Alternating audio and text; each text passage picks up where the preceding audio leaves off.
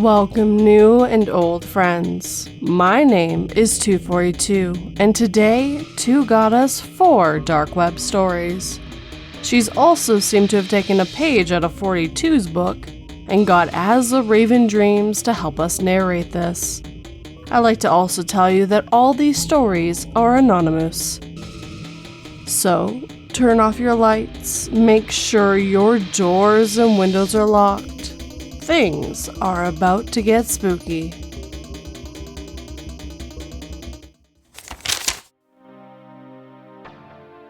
Dave's Craziness, narrated by 242. So I'm not techie like some of the people here, but I at least know what I need to do when it comes to accessing the deep web. That said, I don't go digging for creepy stuff, and I don't even go there for anything illegal. On the deep web, there's a lot of content that is just slightly too raunchy for the surface web, and it isn't posted for the masses.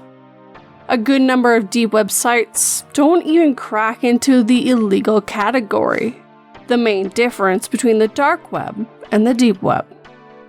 A lot of what I know on the deep web is people talking BS about random things.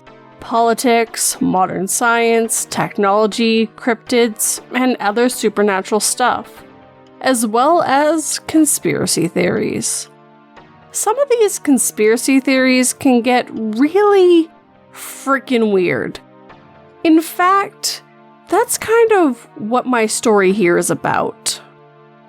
So, one of the sites I would use a lot was a discussion board for conspiracy theories and craziness about how there were demons among us that were going to take over the world. A lot of it sounded like insane people rambling off scripts that you would find in the trash bin at the Sci-Fi Channel headquarters, but some of it was interesting, and all the theories had their adamant followers.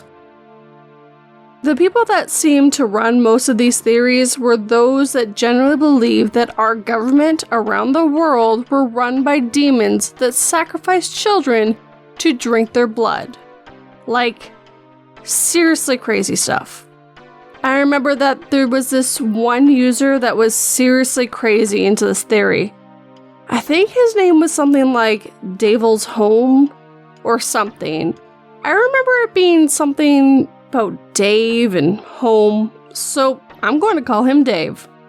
Dave would post on every single thread that he could find, and he would egg on the initial poster to the point that he was almost rewriting their theories. What's worse, he seemed to believe every single crazy theory that was posted. Government run by baby-eating demons? Yep, totally true. Same government somehow being run by spacefaring lizard people? Also just as true.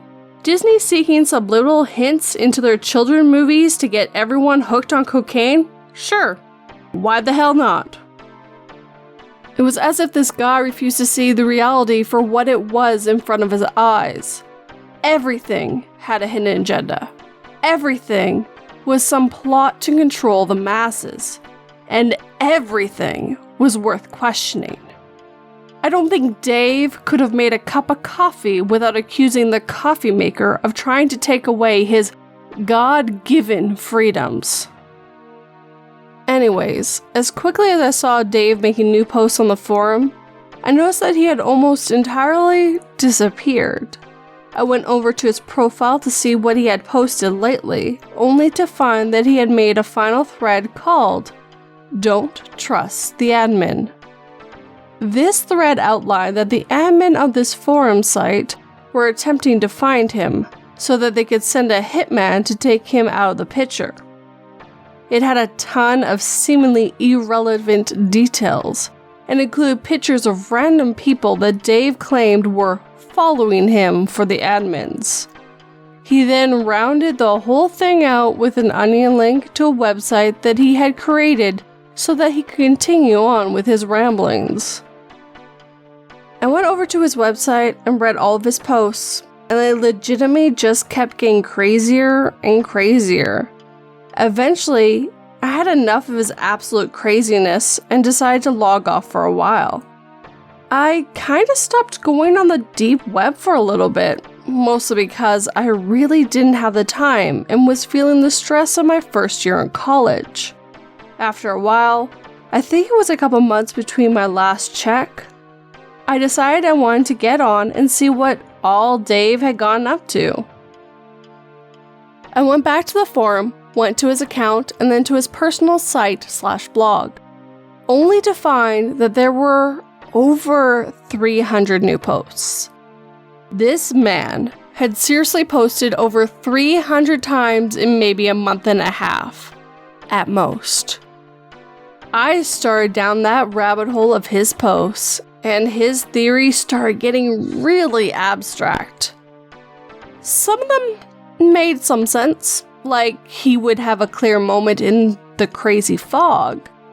But a lot of them were things like, the Russian government is watching you with satellites that come around every week, and how meat that you buy at the store isn't really meat, but a plasticine-like material that is synthesized, and that it contains hormones to make people dumb. It was all honest to God insanity. Then I got to the end of the feed and felt bad for laughing at his posts. His last post was simply titled, "I can't do it anymore." It was probably the most lucid thing he had written on the page. It explained that his mother had passed away from cancer. Of course, he blamed Big Pharma for this. But then went on to explain that the stress of life was too much for him and he couldn't keep up. He outlined some of his theories about the government running our lives and explained that if he couldn't live free, then he wouldn't live at all. He finished off the post saying, "To all my friends that have helped me to see clearly over the years, I thank you. And may God bless you all." Then he posted a picture of a hand holding a pistol of some sort. I don't know jack about guns.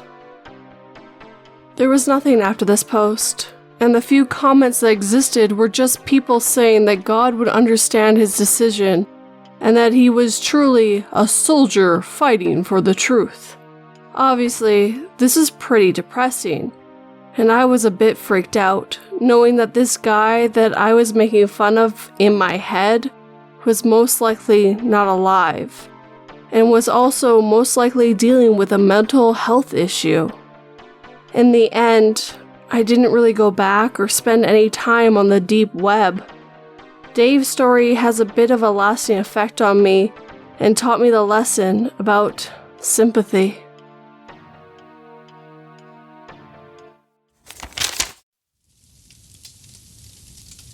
Human Meat 2, narrated by As the Raven Dreams.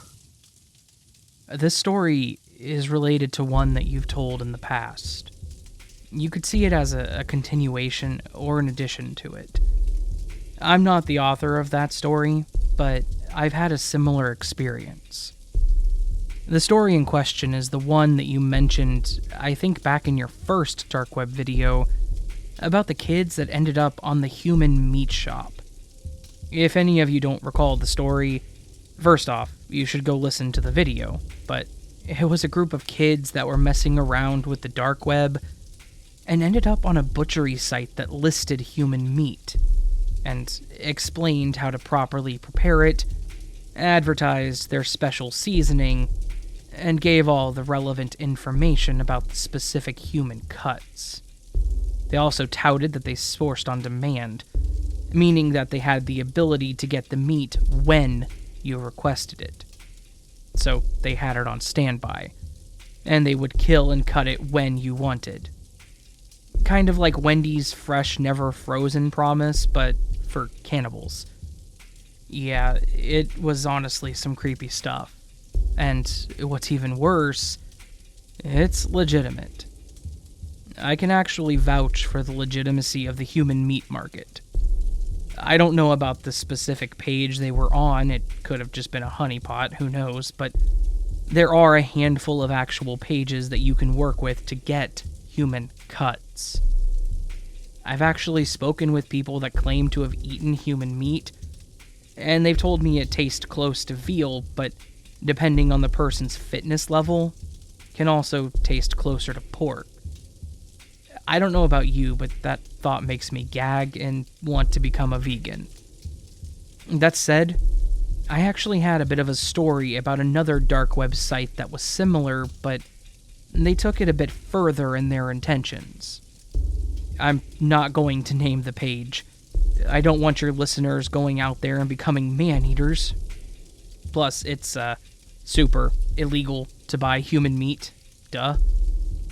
But there was, and probably still is, a dark web site out there that is dedicated to cannibalism. But they see it as more of a religious experience than anything. You heard that right. They see the practice of cannibalism as a religious experience. This group of people that are on this page firmly believe that loving thy neighbor isn't enough, and that you should also gnaw on their shins with the bit of Sweet Baby Ray's. Sorry, bad joke. Humor aside, I'm being completely serious. This site was built by a group of people, a cult, if you will, that held a firm belief that the ultimate act a human could perform to get closer to God was to consume thy fellow man. Their ethos basically stated that eating human meat caused a change in your biology and would make you more than human. It said something about how it was basically the only way to climb up the food chain, and that the only thing above humans were gods. Thus, being more than human made you godlike. I remember reading a lot of information on the site and just thinking, wow, these people are completely and totally insane.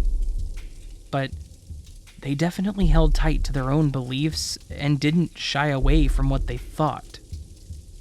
Like I said, this was pretty obviously a cult, and it used all the expected cult language, pushing you to become more than what you are, talking about how their leader was given this message from God himself, and trying to gather more members through positive reinforcement of their ideology. They had a section where you could sign up for a meeting to come and see what their group was about, which, to me, felt more like a method of getting more victims.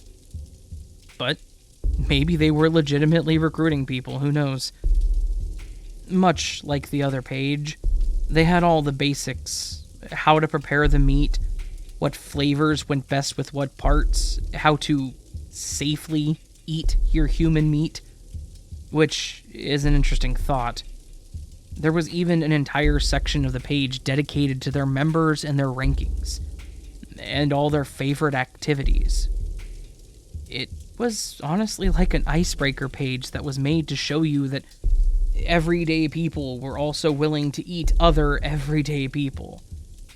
Overall, this was a solid 10 out of 10 on my WTF meter, and if I disappear after sending the story in, well, you'll know what happened to me. I just hope that they pair me with a nice salad to balance out the meal.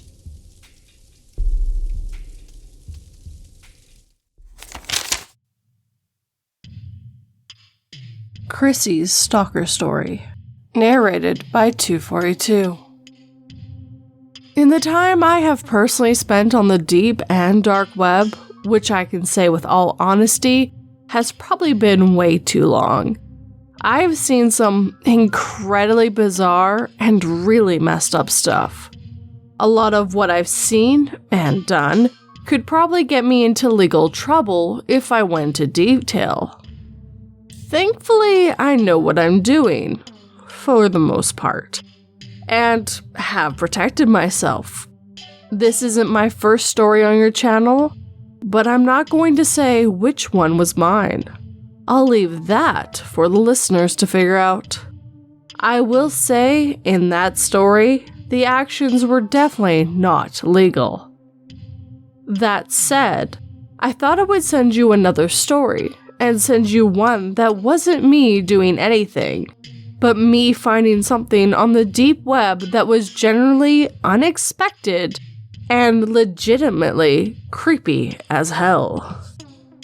I can't remember the exact point in time that this happened, but it was a while back. pre-COVID, which honestly feels like an eternity ago. So, probably early 2019, I was on one of my typical dark web excursions, trying to decide what I want to do while perusing through various onion links. And I ended up on a page that was incredibly out of place. On the dark web, you get tons of strange stuff, adult content, and what have you. But this page looked like someone's personal homepage. This page had the guy's picture on the page, front and center. And it went into a lot of detail of explaining exactly who this guy was. It had his name, location, professional experience, software and apps that he had developed, companies he had contracted with and worked for, etc. To be honest, this page could have almost been a substitute for the guy's LinkedIn. You know, if it weren't an onion link on the deep web. I started reading his info out of curiosity. Honestly, I hadn't seen any other page where a person laid out their life for the deep web. But this guy was putting it all out there: experience, education, who he worked with, what languages he knew. All of it. I seriously went through all of his pages one by one, pretty much becoming this guy's biggest fan, until I got to the bottom. There was a page titled, "To the Love of My Life, Krissy." I was already this deep into this guy's information, so I figured why not learn about the person that he obviously was in love with. Couldn't hurt, right? But before I press on into what was on this page, I'm going to remind you that this page was laid out like a CV. This guy was very professional and was obviously proud of his accomplishments. It had a ton of his personal information, and it seriously looked like something you could have sent a prospective employer. But this page undid all of that. At the top of the page was a brief explanation of who exactly Krissy was. Apparently, Krissy was a former co-worker to this guy, and they had worked together at a previous contract gig, and he was very obviously, painfully obsessed with her. This page had a header/title that seriously read, "Krissy is my angel, my light, and God wants me to have her," which was followed by an incredibly cringy poem about how she was his world and how his life was only worth living while he was with her. Then there was a picture of a woman who I'm going to have to go out on a limb and assume was Krissy. Now, all of this was within the first section of the page, and isn't too terrifying, right? It's creepy, but it wasn't necessarily terrifying. Well, after that is where things start to get freaking weird. After his quick confession of how much he loved Krissy, this guy threw out any semblance of sanity, and his mental state became very apparent. He had picture after picture after picture of this woman. Again, creepy. He was obviously collecting pictures of her, but it just kept escalating. Several of these pictures, in fact most of them, were pretty obviously taken without Krissy's consent. Some looked like they were taken at company events or with friends. Some looked like they were taken from a Facebook page. But a lot of them were taken of her at a candid moment. There were pictures of her at her desk at an office, in a parking lot, eating lunch with friends, at a park with, I'm assuming, her husband and kids, the grocery store. There were even some pictures taken over through a window and through curtains of her in her PJs, and some of her in her underwear in her home. This guy was clearly a stalker, which, yeah, was obvious. He had taken it to almost the furthest level he could. By this point, we've clearly established that he was an obsessed stalker creep. But there was more. He had actually photoshopped Krissy's face onto adult models, and then photoshopped his own face onto the males in the same photos. Each picture had its own description of what it was supposed to be. Like, me and Krissy on our honeymoon. A hot summer night. Expressing our love. Etc. And all of them obviously Photoshop pictures of adult content with their faces. This man was obsessed. Yes, which is creepy in its own right. But this was a level above obsession. This was him living out a creepy fantasy with a woman that had a life of her own. And she had no idea how deep in love with her this weirdo was. I honestly felt bad for her, and if I knew how to get a hold of her, I would have let her know so she could file a restraining order. I remember after all the freaky pictures, there was a section at the end that said something like, Krissy and I are soulmates. We met in heaven before we came to earth, and God wants us to be together. We will be the modern Adam and Eve, lovers meant to usher in the future. She will see how much I love her, and we will embrace as we welcome our new lives. Which, to me, sounded a bit like he was saying he was going to force her to love him. But I don't know. In the end, this was one of the weirdest things I've seen on the dark web. It may not be super creepy to some people, but it just makes me wonder how many weirdos obsessed with their female coworkers like this and don't build their own dark web shrine.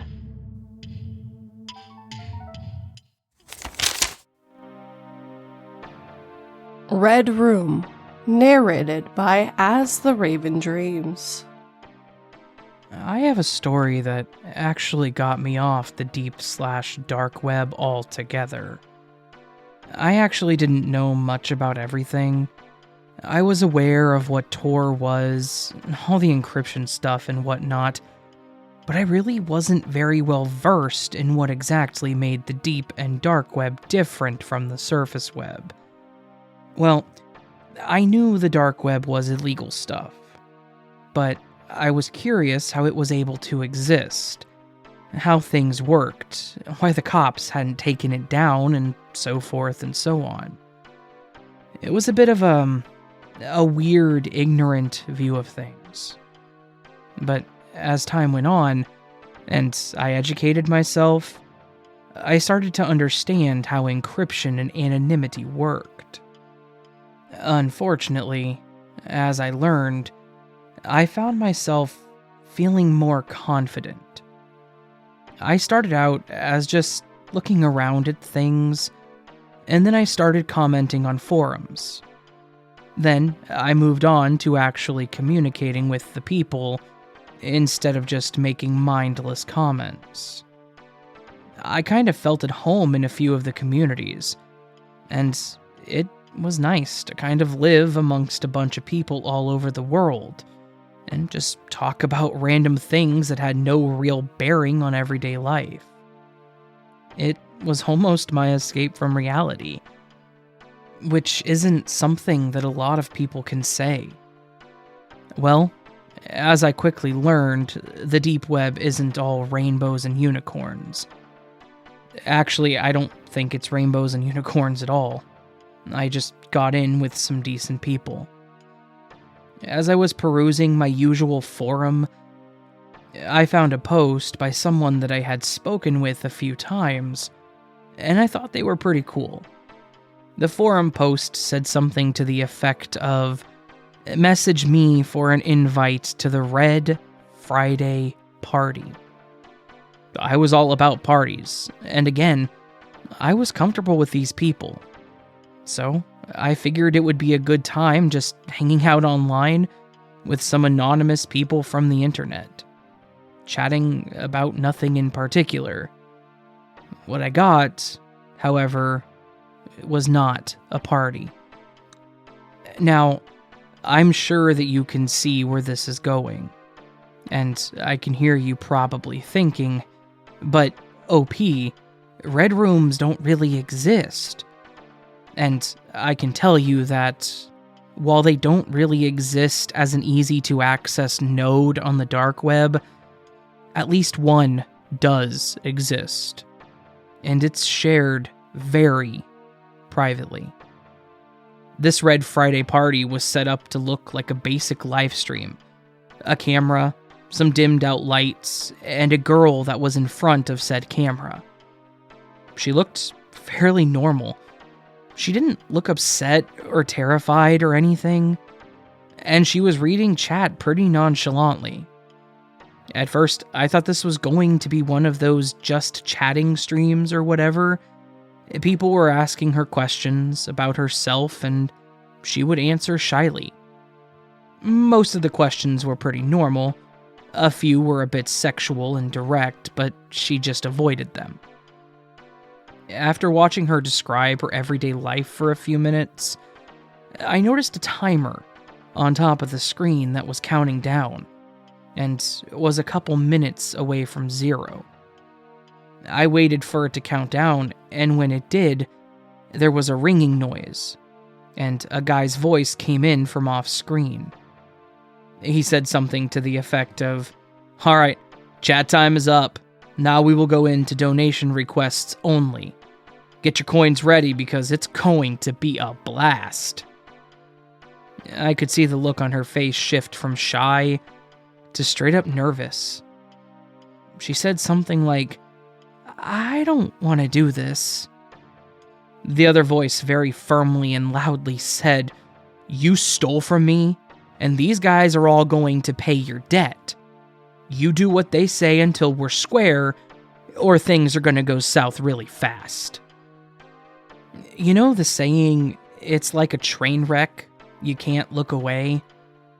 That's how this whole thing was with me.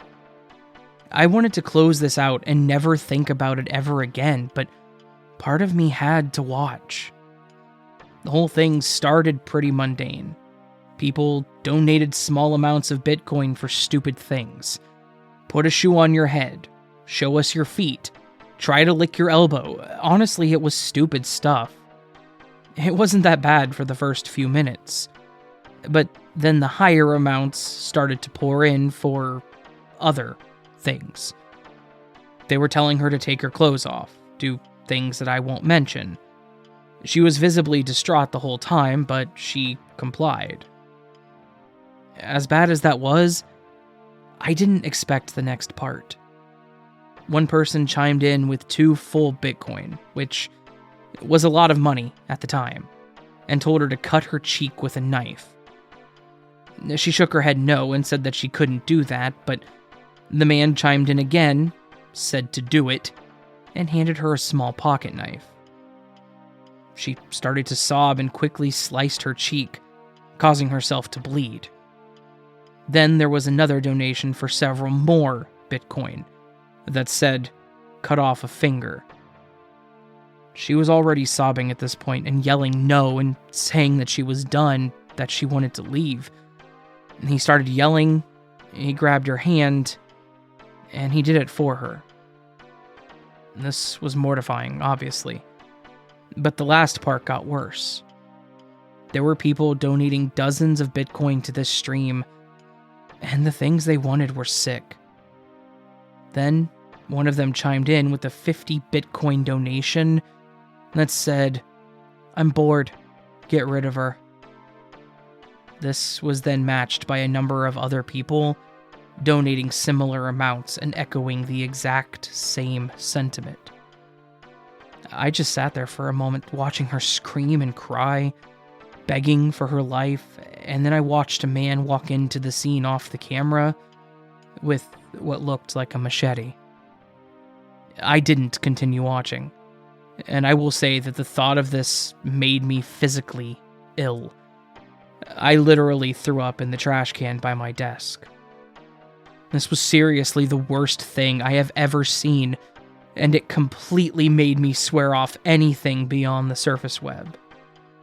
Hell, since then, I've been nearly scared to use a computer at all and do anything beyond Facebook or surf the front page of Reddit.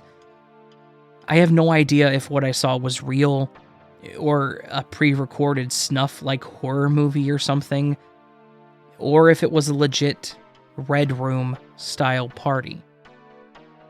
I don't know if the chat was real or, again, pre-recorded, but part of me thinks that she was being held hostage, and what I saw actually happened. While Red Rooms may not really be a big thing, something akin to them does exist, and I highly recommend never ever going to a dark web livestream, just in case.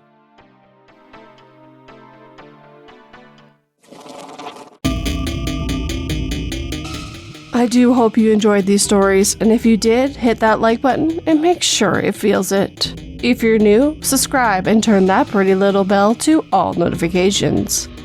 And if you'd like to help this podcast/channel, share this video or, of course, the channel or podcast with anyone who might enjoy it.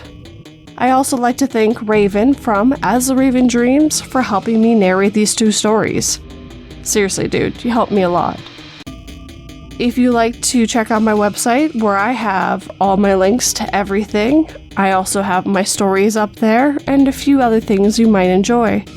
It's www.242reads.com. And of course, I would love a comment, but I gotta get you that Sunday word. And last week's word was approval. And I have on screen right now everyone who submitted something. Thank you guys. This week's word is reconcile. RECONCILE,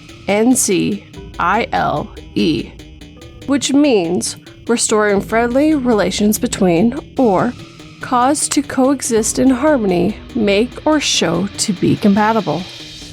So if you're on YouTube, write me a sentence down below with this word. And if you're on the podcast, go to my Twitter, @me, and make another sentence with this word. Everything will always be up the next week. But as always, guys, thank you for watching and listening. It really means the world to me. Sleep tight and don't let 42 bite.